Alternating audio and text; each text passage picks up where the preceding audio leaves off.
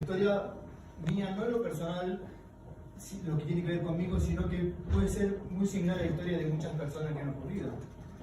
Según el entorno, cuando yo he nacido, las primeras sensaciones de lo que quién era Dios fueron de mis padres. Y me decía, bueno, Dios es un Dios bueno, Dios es un Dios que te perdona, tienes que portarte bien. ¿Por qué? Porque si no, si te portan bien los niños van al cielo, si te portan mal van al infierno. Y como uno se asustaba, ¿no? Y encima para condicionarnos, nos decía, bueno, porque a veces yo le pegaba a mis hermanos o hacía cosas raras y me decía, bueno, cuando nosotros no te veamos, Dios te ve. Entonces, claro, la primera sensación es un Dios que te controla, un Dios que te vigila, un Dios que está siempre pendiente. Y creo que un poco todos hemos aprendido a conocer a Dios de oídas, de alguien que nos ha dicho, que hemos contado, y a medida que hemos ido creciendo hemos incorporado una idea, un Dios a nuestra imagen, a nuestra manera, a nuestra conciencia, que no necesariamente, muy probablemente no sea el Dios que fue revelado. Nos decían que tenían que portarse bien. ¿Y qué es portarse bien? Según la edad me decían, bueno, portarte bien es no pelear con tus hermanos, no portarte bien en el colegio, hacer caso a tus padres. Conforme uno va creciendo ya los estándares van creciendo, bueno, ya tienes que portarte bien, no tienes que salir, no tienes que desobedecer. Eso es como conocí a Dios según el entorno en que tenía. Cada uno puede ser diferente. Algunos pueden haber nacido creyendo que le han enseñado que Dios no existe o que Dios no es bueno. Pero ¿qué pasa? Cuando venimos a su palabra y ahí nos revela, Dios se revela a la humanidad, nos dice quién es, cómo es, cuál es su esencia, ahí empieza a cambiar un poco la cosa. Porque si bien sí, Dios es amor y tiene muchos atributos, Él es todopoderoso, Él es omnisciente, omnipresente, pero también hay dos elementos que son, Él es santo y Él es justo. ¿Y qué es esa santidad? Que yo no sabía lo que significaba. Es que Dios no tiene ninguna relación con el pecado. Él no puede relacionarse con la maldad. Donde Él es luz, no puede ser relacionado con la oscuridad. Entonces, cuando uno viene a la Escritura y digo, bueno, ¿qué tengo que hacer para llegar al cielo? Si hay un cielo, quiero llegar ahí. Y me dice, bueno, la medida para llegar al cielo tiene que ser perfecto, sin mancha, puro, sin pecados. Eso es lo que demanda la santidad de Dios. Y ahí empiezo a tener un problema. Digo, pero yo no tengo esas cosas. Yo he mentido, yo he odiado, he faltado el respeto a mis padres, he incumplido casi todas las leyes de Dios. Y digo, bueno, estando en esa situación, digo, bueno, ¿qué puedo hacer para cambiar eso? Y me dicen, bueno, por ti mismo no puedes hacer nada. Tú no puedes cambiar lo que has hecho. Es como cuando uno va, pues, y ha robado un coche, estaba alcoholizado, atropella a alguien, y luego viene al juez y dice, bueno, estoy arrepentido de lo que he hecho. Bueno, de lo que has hecho, lo tienes que pagar. Y ese primer contacto, cuando nos dice según su palabra, cuando vamos al Salmos 14, del 1 al 3, hace una sentencia Dios, dice el necio en su corazón, no hay Dios, no hay Dios, se han corrompido, hacen obras abominables, no hay quien haga el bien. Jehová miró desde los cielos sobre los hijos de los hombres para ver si había algún entendido que buscara a Dios. Todos se desviaron, a una se han corrompido, no hay quien haga lo bueno, no hay ni siquiera uno. Y eso nos abarca a toda la humanidad. Esto ya no es conforme a la imagen o a mi creencia de Dios, sino a la verdad, a la realidad de lo que Dios demanda. Entonces, como yo no puedo arreglarlo, tengo un problema. Y según su santidad, Dios declara en el libro, cuando Pablo escribe a los romanos, unas frases que son contundentes. En Romanos 3:23 dice, por cuanto todos pecados y están todos destituidos de la gloria de Dios. Y ese todos me incluye a mí. Romanos más adelante, 3:20 dice, ya que por las obras de la ley ningún ser humano será justificado delante de él, y que por medio de la ley es el conocimiento del pecado.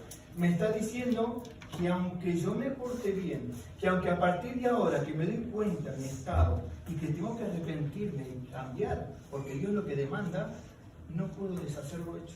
Ni siquiera puedo hacer obras yo que me lleven a ese lugar que yo quiero estar. Entonces tenemos otro tema, es que Dios es amor, Dios es misericordia, Dios es gracia, Dios es justo, Dios es santo. Y vamos a ver cómo es según la justicia de Dios, en qué lugar quedo yo. Y según la justicia de Dios, yo soy un pecador que merezco ser condenado. Según la justicia de Dios, no hay nada que yo pueda hacer para salvarme a mí mismo.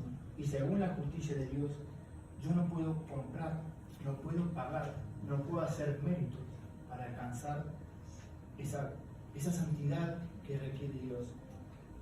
Pero estas son las noticias que a nosotros nos atemorizan y no nos gusta saber, pero es la realidad.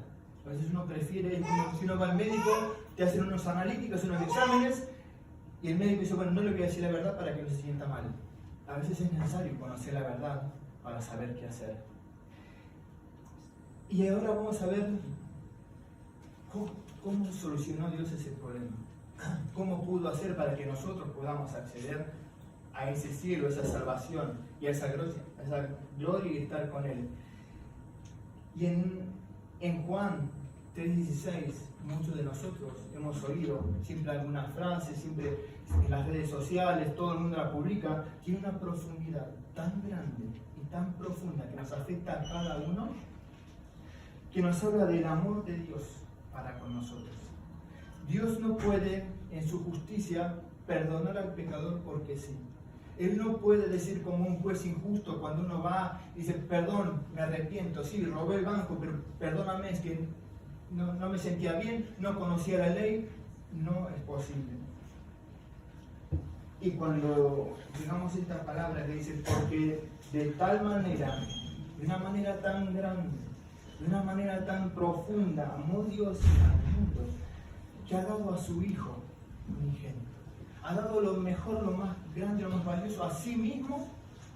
¿Para qué? Para que todo aquel que en él cree no se pierda, mas tenga vida eterna.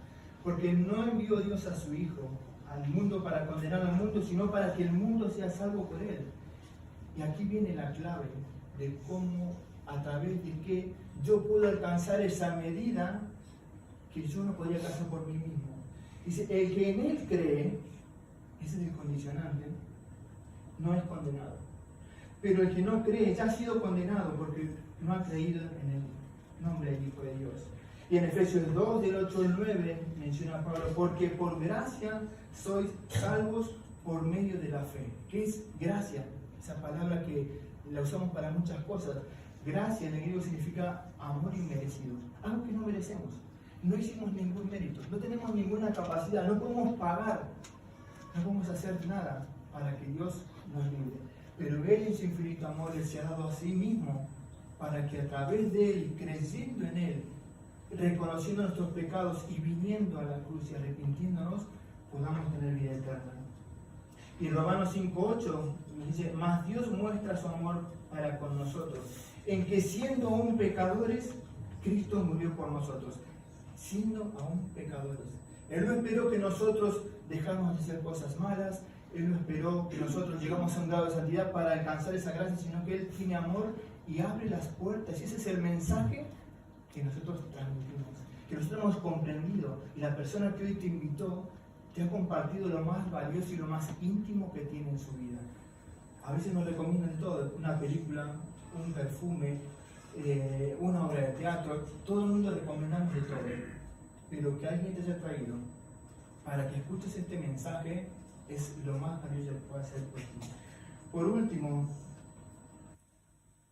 en un momento cuando el apóstol Pedro, por ejemplo, mucho mejor que yo, con otras palabras, transmitió este mensaje a los judíos que habían matado a Jesús, ocurrió una cosa que es lo que me había ocurrido a mí.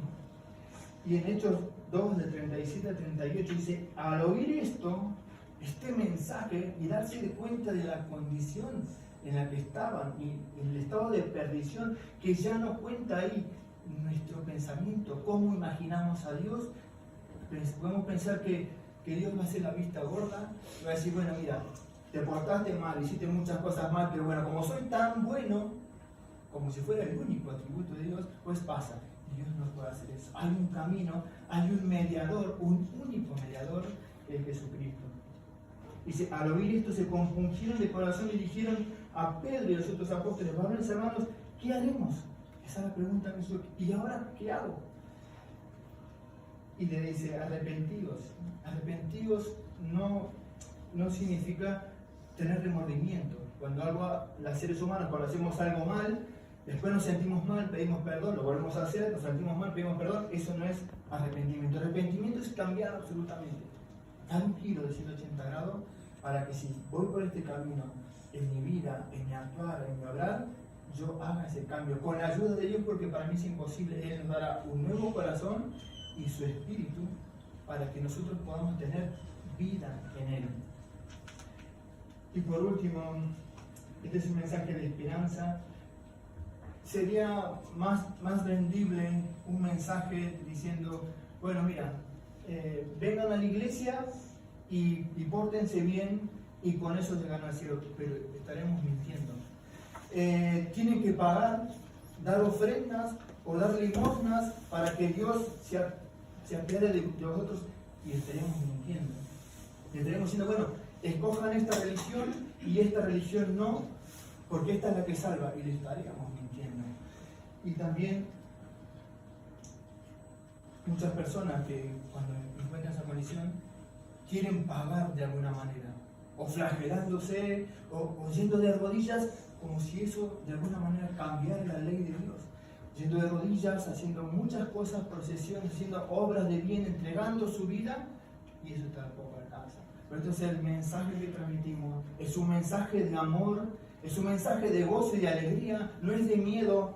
Nadie quiere asustar a nadie, pero yo, no sé vosotros, siempre prefiero que me digan la verdad. Que Dios lo bendiga. Amén.